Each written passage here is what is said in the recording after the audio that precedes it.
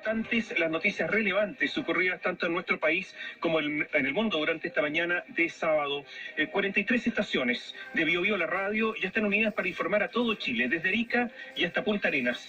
Le ofrecemos desde ahora información independiente. Sigue agravándose la situación del COVID en nuestro país. El nivel de contagios es muy importante. Se han roto las barreras de los 8.000 casos diarios ya por días consecutivos y las cifras se acercan al peor escenario que hipotizó el gobierno en alguna vez. Recordemos que el gobierno siempre establece 3 escenarios, un escenario optimista, uno que es intermedio y uno pesimista. Nos estamos acercando al escenario pesimista por parte del gobierno. Hay expertos que dicen que la situación es extremadamente preocupante y por lo tanto una situación de enorme tensión, no solamente en el gobierno, en el Ministerio de Salud, sino que también principalmente en lo que está ocurriendo en los hospitales. ¿Qué ha pasado durante esta jornada? Que se ha informado de nuevamente más de 8.000 casos diarios de COVID y 103 personas fallecidas. Las autoridades sanitarias descartaron que el virus esté descontrolado en el país, pero acusaron cansancio. Vamos a tomar contacto con el Palacio de la Moneda, con Diego Muñoz, para que nos informe las últimas cifras dadas a conocer durante esta jornada. Diego, muy buenas tardes. Buenas tardes. Claro, esta mañana en el Palacio de la Moneda, el Ministerio de Salud reportó 8.028 nuevos casos de COVID-19 en el país. De ese total, 5.334 son sintomáticos y 2.030 son asintomáticos. Además, se informó el lamentable fallecimiento de 103 personas que poseían la enfermedad.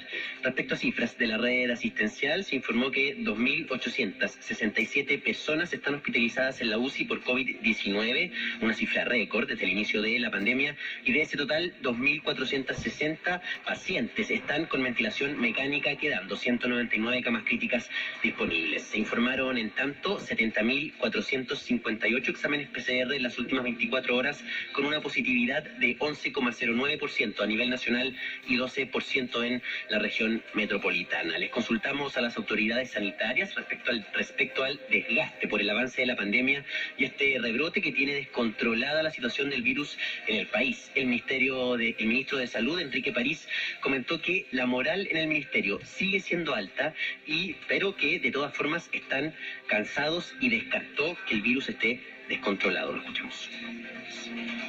Gracias a Radio Biobío por esta pregunta. La verdad es que la moral del Ministerio de Salud está muy alta. La moral de los funcionarios del Ministerio de Salud está muy alta. Nosotros normalmente nos reunimos, de hecho los últimos días hemos estado trabajando hasta 8 o 10 de la noche en el propio ministerio y yo agradezco el compromiso, la colaboración. El otro día me molestaron por esto, por agradecer, no sé qué malo tiene de agradecer. Esas eran las declaraciones del ministro de Salud, quien recalcó de todas formas que la moral dentro del ministerio está muy alta y que se sigue trabajando de muy buena manera, a su juicio, entre las subsecretarías y el ministerio específicamente, y también destacando el factor de la solidaridad existente entre los distintos departamentos que componen el ministerio. Además, la subsecretaria de Salud Pública, Paula Daza, descartó renunciar ante el mal funcionamiento de la trazabilidad. Un dato: hoy en día solo se identifica, por ejemplo, en la región metropolitana 1,7 contactos estrechos por cada contagiado. Y además la subsecretaria entregó detalles de las fiscalizaciones realizadas esta semana ante las críticas por el levantamiento del cordón sanitario para los vehículos que salían de la capital por un kilométrico taco el pasado jueves. En relación a las fiscalizaciones, las semanas anteriores del parte de la Serenia de Salud veníamos haciendo más de 13.000 fiscalizaciones semanales, 13.900 para cumplir las medidas sanitarias. En la última semana ese promedio subió a 21.000. Solamente este fin de semana, en el día jueves, se hicieron 30.000 fiscalizaciones y el día viernes se hicieron 25.000 fiscalizaciones en más de 1.000 puntos a lo largo de todo Chile. Un tema que se ha planteado bastante es que ante el avance del virus en el país se amplíe la vacunación a los fines de semana para avanzar más rápido en la inmunización de la población, una medida que ha sido solicitada por bastantes expertos. Desde el MinSal fueron cautos y comentaron que eso requeriría una coordinación con alcaldías y personal de salud, el cual ya está bastante desgastado. En otra información se informó que se trató de fortalecer el ámbito de la trazabilidad para el control del COVID-19. Se especificó que en las últimas 48 horas, por ejemplo, se ha fiscalizado a 3.200 personas con COVID positivo en sus hogares, o sea, se ha trazado de manera presencial, algo que ha ocurrido poco durante la pandemia. Se destacó también la recuperación del Hospital San Borja, que había sufrido un incendio a comienzos de este año y que ya está operando, y se repusieron las 40 camas críticas que tenían y se agregaron incluso 20 más. Además, se agregaron 30 camas de cuidados intermedios y 60 camas de cuidados medios. Tomás. Mira, este es el segundo día con más de 8.000 casos, que son barreras que se van rompiendo y son situaciones que no son puntuales, sino que se van estabilizando, ¿no?, sobre los 8.000 casos. Y por lo tanto, la situación sigue siendo cada día más grave. Yo diría que esto no disminuye, no podemos hablar ni siquiera de meseta en estos momentos. La positividad es alta, en estos momentos es una positividad que tú la contaste, que es de 11,09 a nivel nacional, y me llamó la atención, Diego, la cifra de la región metropolitana de 12%, porque yo diría en el último mes, en general, la región metropolitana estaba bajo el promedio nacional.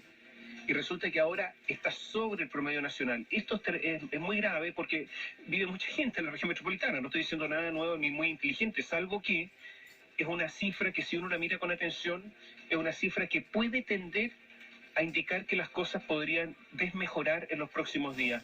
¿Se habló algo de este cambio en la región metropolitana con respecto a todo el país?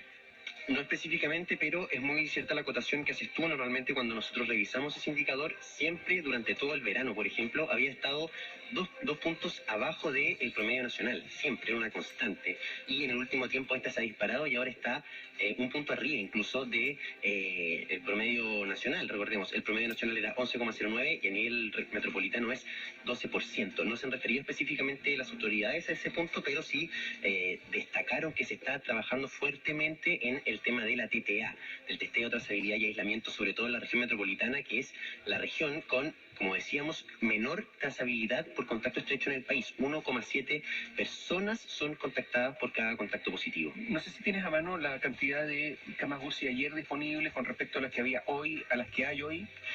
Tendríamos que chequear ese dato, pero lo podemos tener en 2 segundos para poder hacer la comparación. Una cifra que siempre preocupa y que normalmente se está ampliando cuando de repente se reduce el nivel de camas críticas, no necesariamente es porque salieron pacientes críticos, sino que a lo mejor se reconvirtieron camas que no estaban siendo usadas para esa función.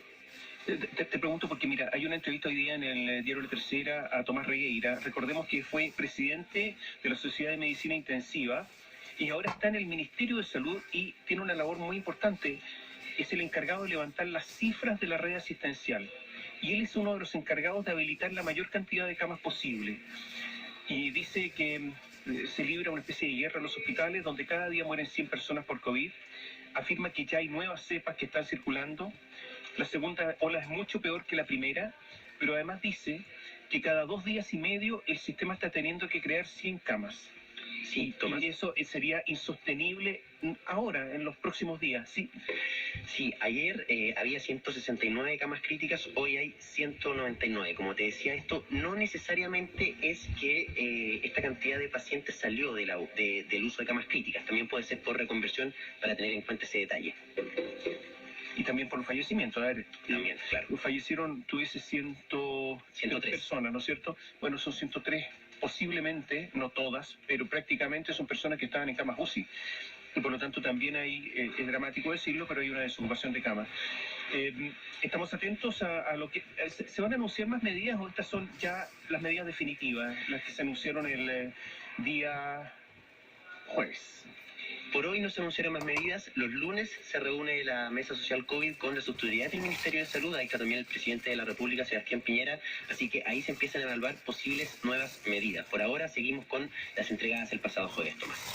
Lo cierto es que la meta subió, antes se hablaba, para terminar, se hablaba de 4.100 camas como meta, camas UCI, como meta del gobierno. Ahora, frente a la situación que se ha creado, se habla de crear hasta 4.200 a 4.300 camas. Está aumentando la meta, es muy difícil, pero hay que subir para que no haya el dilema de la última cama. Por lo tanto, más trabajo para las autoridades y también para los centros asistenciales.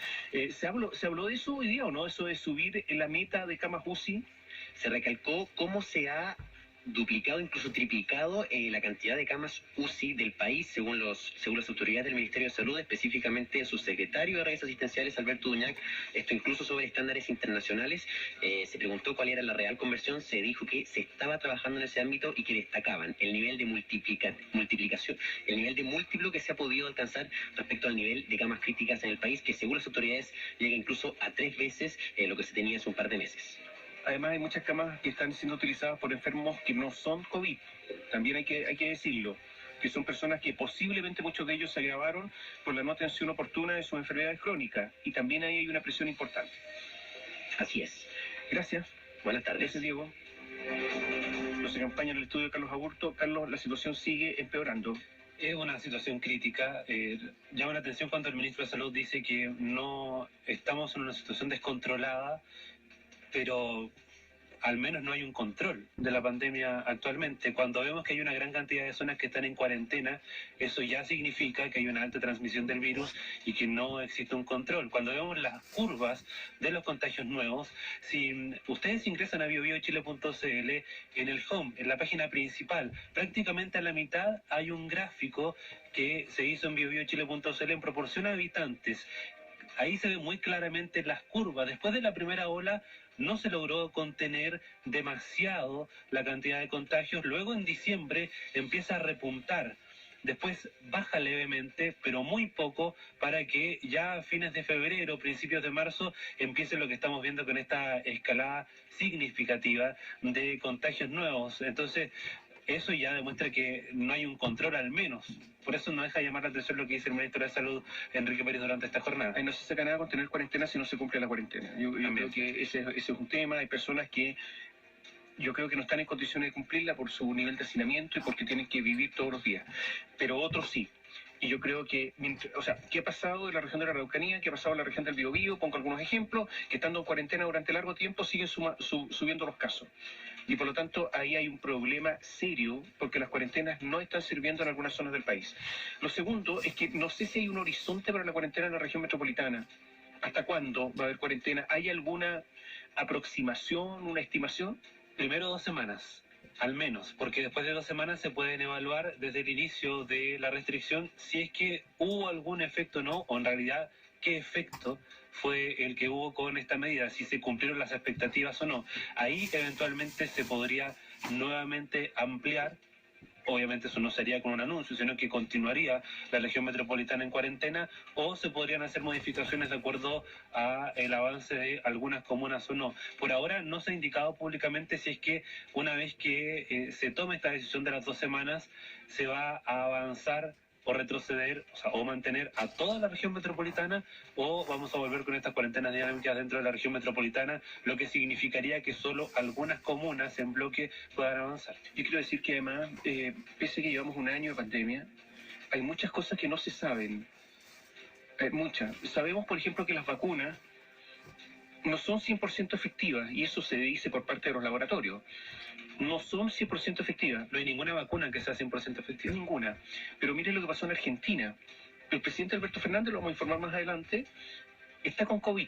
Al parecer, se hizo un test rápido, falta el resultado PCR, pero al parecer está con COVID.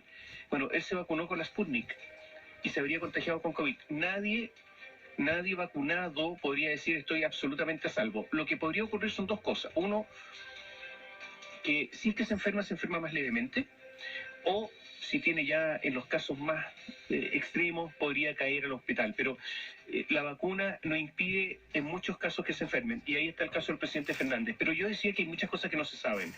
Tomás Regueira, cuando le preguntan, bueno, pero el tipo de paciente ahora es más joven y más grave. Llega más grave. ¿Por qué si los jóvenes en la primera ola no tuvieron tantos problemas? Y él dice, hay que intubarlo con más frecuencia que la primera ola al joven. ¿Por qué existe este nuevo perfil de la enfermedad? Se pregunta Regueira. No lo sabemos, dice. Es uno de los expertos en Chile. No lo sabemos. Falta información respecto a las variantes que circulan en la población y eso se lo hemos pedido al Instituto de Salud Pública. Tenemos entendido que la cepa prevalente sigue siendo la original, pero necesitamos saber cuánto pesan los pacientes graves o qué porcentaje de ellos presentan las nuevas variantes. Es un estudio que se está realizando, pero sin duda tenemos circulación comunitaria de las nuevas variantes y esto explicaría la situación extrema que se está viviendo en los hospitales. La nueva variante, ¿qué es lo que pasó en Europa? Es la nueva variante lo que ha colapsado los centros asistenciales europeos. Entonces hay un montón de cosas que no sabemos, que se están estudiando, pero los resultados están ahí. O sea, hay algo que está ocurriendo en los hospitales que es impactante. La cepa brasileña, la cepa británica, algunos dicen que hasta podría haber llegado a la sudafricana, que es muy contagiosa, no lo sabemos. Ahí está la situación. Al menos en la curva, si uno hace una comparación de la curva de contagios nuevos en proporción a habitantes, hay algunos puntos que son muy similares de Chile a la de Brasil.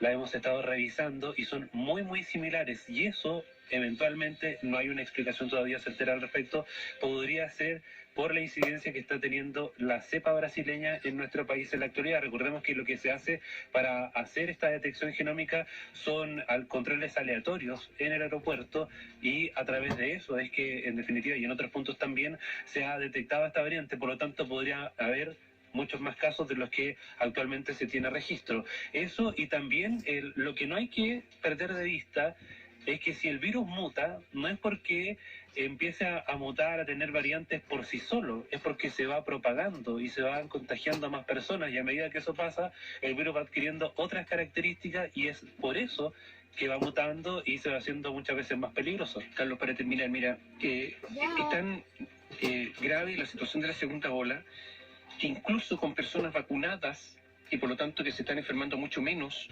está esta presión sobre los hospitales. Imagínense una segunda ola sin vacuna. Piénselo, un minuto. Y le voy a dar una cifra para que usted entienda lo que estoy diciendo. Mire, hasta el 2 de marzo había 473 personas mayores de 70 años hospitalizadas en UCI. 473.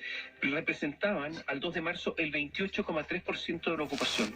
Ayer eran 390 y representan el 14,5%. Una caída espectacular y eso demuestra que las vacunas están surgiendo efectos.